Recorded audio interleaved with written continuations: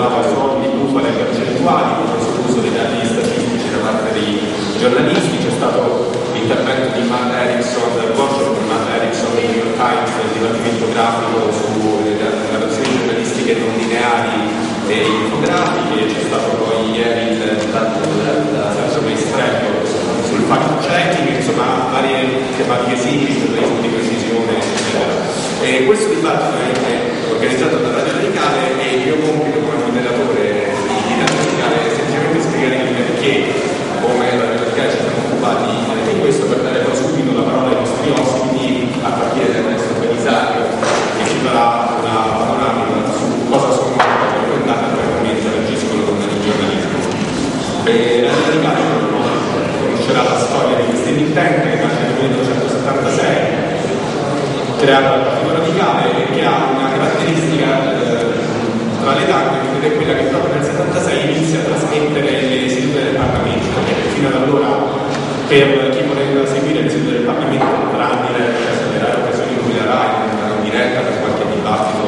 particolarmente importante o notiziabile, doveva legarsi nella sede di Montecitorio dal documento e chiedere di entrare nella balconata che tuttora si vede spesso nelle trasmissioni televisive. E non c'era nessuna pubblicità, per quanto le sedute del Parlamento sono per istituzione pubblica, in realtà questa pubblicità non era assicurata. Quindi che cosa fecero all'inizio, quando la Radicale era sostanzialmente una radio libera, una delle tante radio libere che trasmetteva soltanto su Roma e neanche in tutti i quartieri, collegarono la corrente del telefono di Radio Aula, che era un servizio interno per i parlamentari per poter sentire le sedute del Parlamento, e lo collegarono con la emittente radiofonica, che mandò in onda per la prima volta le sedute del Parlamento. Ci furono addirittura delle interrogazioni perché fosse illegale, eccetera. Poi la storia è andata avanti e si è trasformato in un vero e proprio servizio riconosciuto con una convenzione dallo Stato. Perché si lega in qualche modo agli open data questa cosa? Perché è l'obiettivo di assicurare la pubblicità dei lavori parlamentari, che poi si trasforma nel 2007, quindi un po' di anni fa, in continuità con questa impostazione, questa campagna radicale della macchina repubblica degli eletti e dei nominati,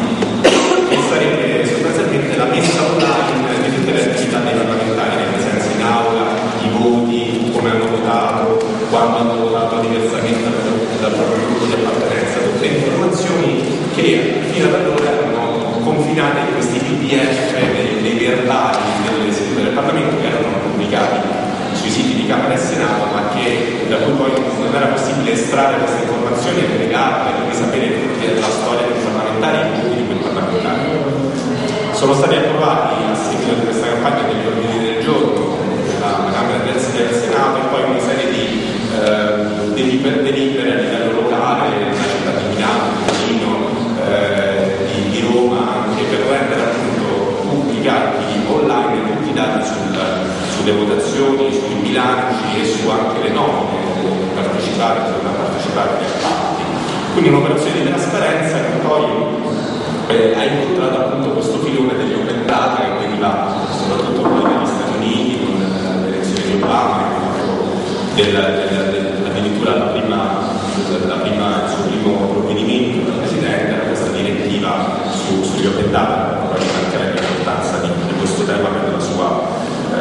la sua impostazione di governo, il governo collaborativo che era appunto Ernesto Belisario.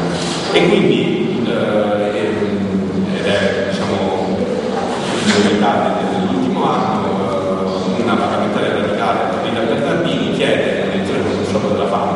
come spesso fanno i radicali, chiede che gli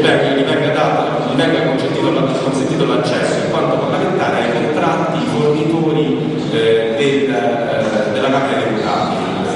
gli affitti, i servizi stampa, i servizi sanitari, i servizi informatici, tutte le informazioni che fino ad allora erano inaccessibili addirittura agli assistenti parlamentari. Rita Bernardini li ottiene e che cosa fa? Li pubblica online con questa iniziativa nota come Open Camera in formato appunto aperto. Questi dati quindi adesso sono disponibili e grazie all'associazione Linked Open Data Italia quest'anno sono stati resi disponibili in formato Linked Open Data, cioè la possibilità di aggregare tra loro le informazioni e di connetterle tra loro